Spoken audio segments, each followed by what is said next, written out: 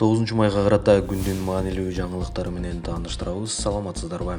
Президент Садыр Жапаров бүгүн 9 майда кыргызстандыктарды Улуу Ата мекендик согуштагы жеңиш күнү менен куттуктады. Президент өз куттуктоосунда согуштун оор жылдарында оорукта калгандардын баары кары жашы дебей күнү-түнү талбай эмгектенип, жеңиштин камсыз болушуна эбегейсиз жардам берип, миңдеген кыргызстандык майдан талаасынан кайтпай калганын белгиледи.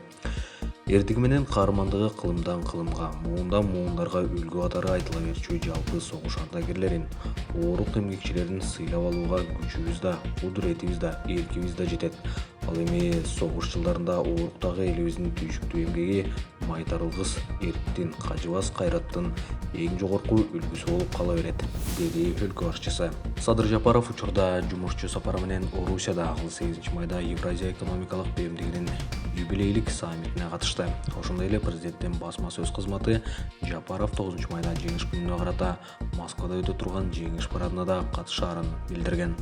Жапаров Москвадагы парадка Бишкектеги өлбөс полк жүрүшү өтпөй калган шартта катышты. Кыргыз Республикасынын ички иштер министрлиги коомдук коопсуздукка коркунучтуу болуп жаткандыктан быйыл Бишкектеги өлбөс полктун жүрүшүнө өтпөйт деп түшүндүргөн. Ал арада калаанын Жеңиш паркында митинг реквием өтүп, катышуучулар өчпөс отко гүл чамбар коюшту. Ал эми калаанын райондорунда майрамдык концерттер өттү. Садыр Жапаров Москвада жогорку Евразиялык экономикалык кеңештин жыйынында сүйлөп, ЕАЭП өлкөлөрүнө сапаттуу кызмат көрсөтүүгө жана атаандаштыкка жөндөмдүү адискөй жумушчулар керек экенин айтты. Аны менен бирге президент миграциялык саясат темасын козгоду. Кыргыз Республикасы үчүн эмгекчилердин мобилдүүлүгү маселеси принципиалдуу маанилүү мүнөзгө ээ. Буга байланыштуу ЕАЭП жөнүндө келишимдин жоболорун бузууга же начарлатууга жол бербөөгө чакырабыз. Биздин бирикменин имиджине олуттуу зыян келтирүүгө жол бербешибиз керек. Жарандарыбыздын ишенимин бекемдеп, бирдиктүү эмгек рыногун түзүү боюнча ишти улантуу кажет, деп билдирди Жапаров. 22 мартта Москванын жакы белиндеги Крокуста теракт болуп, кеминде 145 адам набыт болгон. Андан кийин бүткүл Орусия аймагында Борбор Азиядан барган мигранттарга карата текшерүү, кармоо, агрессия актылары жана депортациялар күчөгөн. Кыргызстандын жана Тажикстандын чегара кызматтары жакында эле чегарада болгон окуядан кийин билдирүү жасашты. 8 майда Баткен облусунун Короочу өлкөмүндө Кыргызстандын жана Тажикстандын күч түзүмдөрүнүн өкүлдөрүнүн жолугушуусу болуп өттү. Тараптар чыр-чадактын келип чыккан себептерин, чегарага жакын жашап мал жайган тургундардын жүрүм-турумун жана мындан арыда болуп кетүүчү чегара чырларына жол бербөөнүн жолдорун талкуулашты. Ошондой эле тараптар жергиликтүү бийлик органдарынын деңгээлинде иш алып барууну, белгиленген багыттар боюнча түшүндүрүү иштерин жүргүзүүнү жана эки мамлекеттин чегарага жакын жашаган тургундарынын ортосунда ынтымактуу коңшулук мамилени колдоо боюнча тапшырмаларды ишке ашыра берүүнү макулдашышты. 8 май күнү Бишкектин 1 райондук соту уурдалып, андан соң өлтүрүлгөн Айзада Канатбекованын өлүмүнө байланыштуу иш боюнча Бишкек шаардык ички иштер башкармалыгынын шалаакылыкка айыпталган мурдагы башчысы Бакыт Матмусаевке карата чечим чыгарып, аны актады. Бул тууралуу адвокат Нурбек Токтоконов билдирди. Айзаданын апасы Матмусаевке анын кылмыштуу шалаакылыгы үчүн кыз күч менен уурдалганын билсе да, дароо колго түшүрүү планын киргизбегени үчүн араңдан зорго айып тактырган эле. Бүгүн болсо судья аны ал андай кылышы керек болгонуна далилдер жок деп актап койду, деп билдирди адвокат. Айзада Канатбекова 2021 жылдын 5 апрелинде таңкы саат 5-те уурдалган. Арадан 2 күн өтүп, Айзаданын жана аны уурдаган Замирбек Теңизбаевдин сөөгү табылган.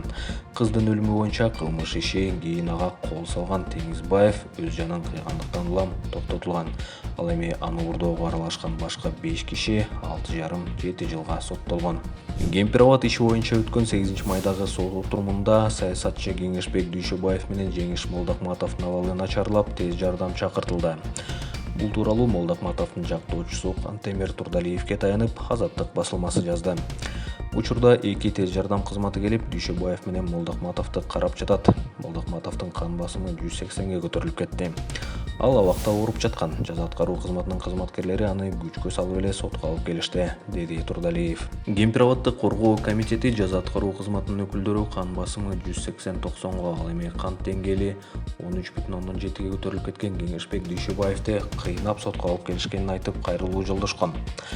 Саясатчы менен активисттер муну кыйноо деп атап, жаза аткаруу кызматынын жетекчиси Аскат Экенбердиевди айыпташкан. Аталган мекеме жагдай боюнча комментарий бере элек.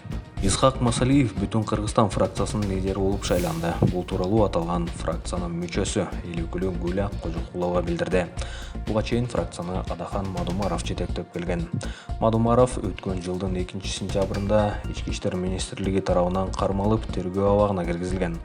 Ага коюлган мамлекеттик чыккынчылык беренеси кийин бийликтен аша чабуу беренесине алмаштырылган. Андан тышкары депутатка алдамчылык беренеси менен да айып тагылган. 26 мартта 1-Май райондук соту Мадумаровду күнөөлүү деп таап, бирок кылмыш ишинин мөөнөтү өтүп кеткендигине байланыштуу өкүм чыгарган эмес. Депутат абактан бошотулган. Борбордук шайлоо комиссиясы болсо сот Мадумаровду күнөөлүү деп тапкан үчүн аны мандаттан ажыраткан. 6-майда шаардык сот Мадумаровдун райондук соттун чечимине каршы берген арызын арыздануу мөөнөтү өтүп кетти деген жүйө менен четке каккан.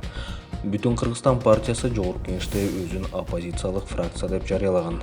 Анда жалпы 6 депутат бар. Укук коргоочу Азиза Абдирасулова Фейсбукта тергөө изоляторунда отурган активист Мелис Аспековду ооруканага жаткырып дарылоо керектигин билдирди.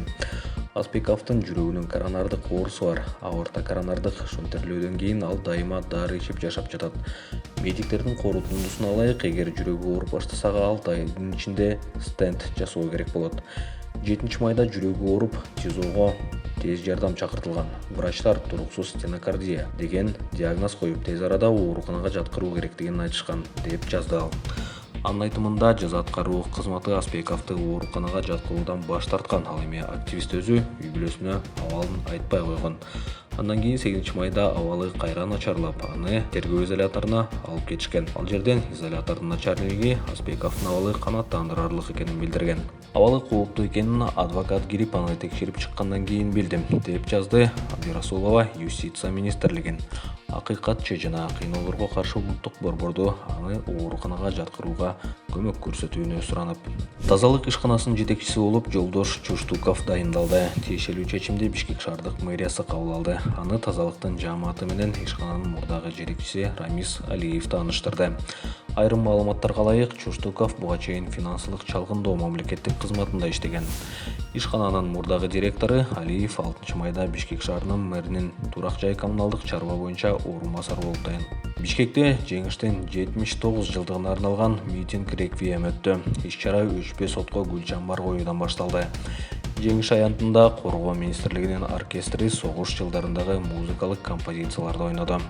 Иш-чарага согуш ардагерлери, ооруктун эмгекчилери, Коргоо министри Бактыбек Бекболотов, Бишкек мэриясынын жетекчилери, Жогорку Кеңештин спикери Нурланбек Шакеев жана башка чиновниктер катышты. Митинг реквием Бишкек гарнизонунун аскерлеринин өтүүсү менен аяктады. Калаанын тургундары жана коноктору үчүн курал жана аскердик техникалардын көргөзмөсү уюштурулуп, ошондой эле аскердик каша тартууланды. Бишкектин райондорунда майрамдык концерттер өтүүдө.